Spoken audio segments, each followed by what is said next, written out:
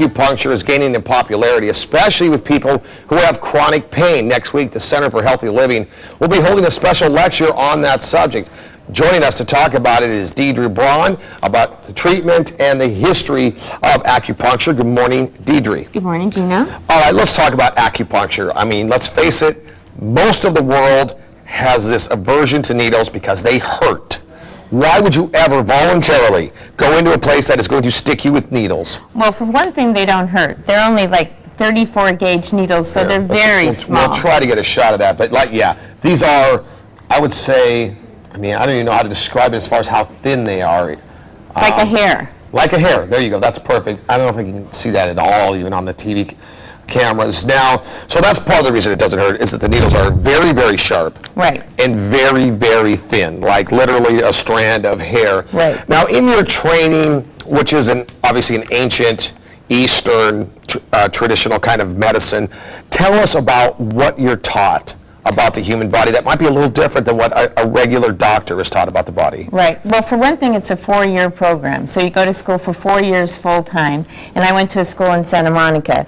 But you learn about yin and yang and excess and deficiency, and you know, it's just, in the beginning, it's overwhelming, all the different, how they describe medicine. But you also learn the anatomy of the body.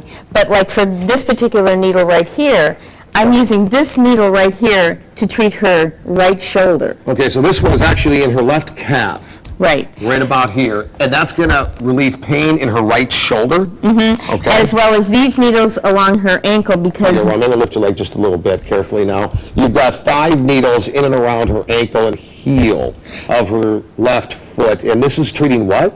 Her right shoulder. It could also be treating her hip or her low back as well. But these meridians are paired with meridians in the opposite part of the body. And so by treating them and releasing that energy and get it to flow again, you're changing the pain in the opposite side of the body. What would you say to somebody that says, no, I want my board-certified doctor with his scalpel and his prescription pad? Well, that's fine. I mean, there are some people that don't want to do complementary medicine, and that's fine. But the people who do want for alternatives, they don't want to take medications, or they can't take pain medications or anti-inflammatories because it affects their stomach, those patients do very well with acupuncture. No, I've noticed, and actually it was mentioned earlier, that it's not alternative medicine. You're not saying don't go to your doctor. No. You're saying in addition to. In addition to. If you have a traffic accident and you break your arm, you're not going to come to an acupuncturist until the arm has been set.